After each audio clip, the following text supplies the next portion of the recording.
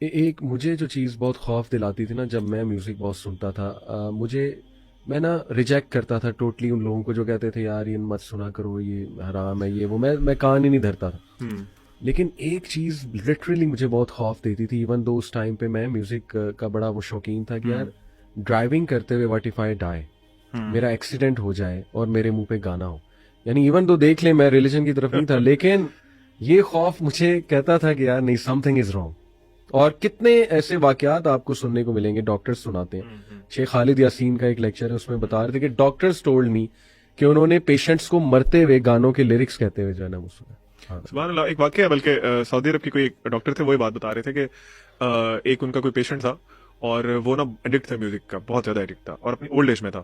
اس age میں بھی اس کو تھا کہ میں نے میوزک سننا ہے. تو مرنے سے پہلے لوگوں نے کیا کیا کہ جو اس کے گھر والے تھے، جس طرح ایک سیریمونیل ہوتا ہے کہ انہوں نے قرآن لگا دیا کہ اس کی طبیعت کافی خراب ہے تو یہ ٹھیک ہو جائے.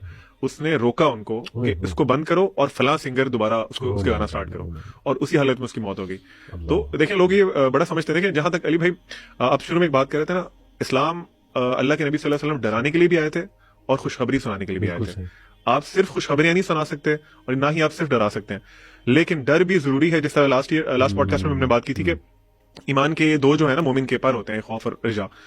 اب دیکھیں آپ لوگوں کو اگر اس میوزک سے ڈرائیں گے نہیں اور بڑا ایک سافٹ کارنر رکھیں گے نا کہ نہیں کوئی بات نہیں، اٹس اوکے، کوئی بات نہیں، آپ رہنے دیں، ٹھیک ہے، چلتا رہے گا، تو لوگ کیسے ریالٹی کو پائیں گے؟ ان کو کیسے سمجھ آئے گی کہ یار یہ دس از ناٹ دا وے جو ہم نے چوز کیا. تو میرا خیال ہے کہ آپ کو رائٹ ناؤ جتنا جلدی ہو سکتا ہے اس کو چھوڑنا ہے، because this podcast is another reminder out of so many reminders جو اللہ تعالیٰ نے آپ کے یہاں بھیجے ہیں. Exactly you have to take action right. دیکھیں ہم اس میں نہیں جا رہے میوزک حرام ہے حلال ہے، وہ ایک الگ بحث ہے اور ہم نے اس پہ کیے. ہم یہ کہہ رہے ہیں کہ دیکھیں define your end goal today. If it is peace and security, if it is success, if it is جنہ، if it is coming out of pain, regret and fears, then Quran is the way forward. لیکن otherwise music سنتے رہیں، کوئی مسئلہ نہیں. اگر آپ نے یہ چیزیں آپ کو نہیں چاہیے، the choice is yours. Music کے نقصانات بھی تو دیکھیں نا. ابھی ریسنٹلی کچھ دن پہلے نا میں ایک پوڈ کاسٹ سن رہا تھا استاد ٹیم ہمبل کا. جن لوگوں پہ جادو ہوا ہوتا ہے، جن لوگوں پہ جادو ہوا ہوتا ہے، وہ ان پہ اتنا نیگیٹو امپیکٹ ہوتا ہے اس چیز کا کہ ایک شیخ ہے، وہ کہتے ہیں کہ میں نا ایک پیشنٹ تھا میرا جس پہ ہی واز پوزیسڈ. میں اس پہ نا ساری رات رکیا کرتا رہا. صبح فجر کے بعد نا کسی ساتھ والے گھر سے نا میوزک کی آواز آئی اور وہ جو میرا سارا امپیکٹ تھا نا، مجھے ایسے لگا کہ وہ لاسٹ ہو گیا. جن واز بیک آن ہم.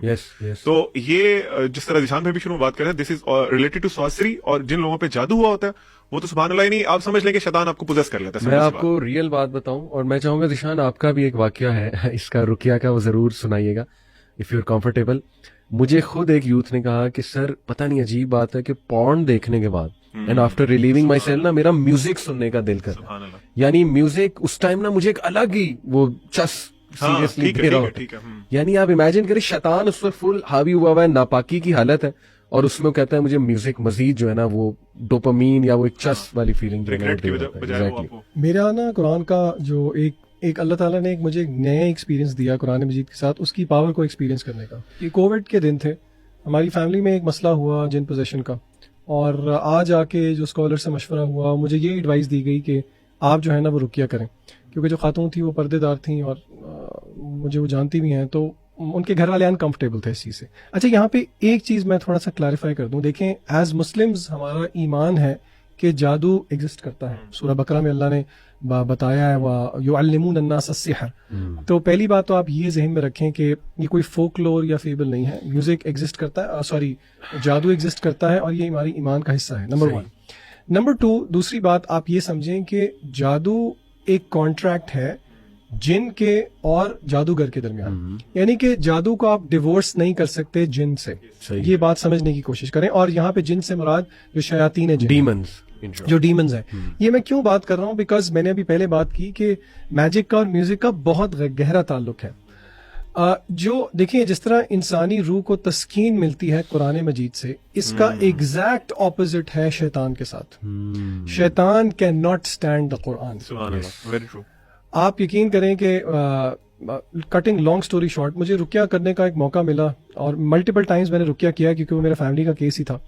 اور رقیہ تھوڑا بتا بھی میں ہماری آڈینس کو شاید نہ دے دوں, رقیہ کوئی یہ نہیں ہوتا کہ کوئی خاص چیز ہے. رقیہ کا مطلب بیسکلی یہ ہے کہ وہ آیات یا قرآن مجید کا کوئی بھی پورشن آپ کسی بندے کے سامنے جو کہ یا تو پوزیسڈ ہو یا اس کو کوئی فزیکل پین ہو یا کوئی اسپرچل مسئلہ ہو, یعنی کہ اللہ نے قرآن سورۃ الفاتحہ کا ایک نام شفا ہے. قرآن مجید کو خود اللہ نے جو ہے وہ شفا سے تعبیر کیا ہے قرآن مجید کے اندر ہی, تو اس کو ریسائٹ کرنے کو رقیہ کا ایکٹ کہتے ہیں, اور وہ اللہ کی اجازت سے اگلا بندہ ہیل ہو جاتا ہے. دس از واٹ رقیہ از.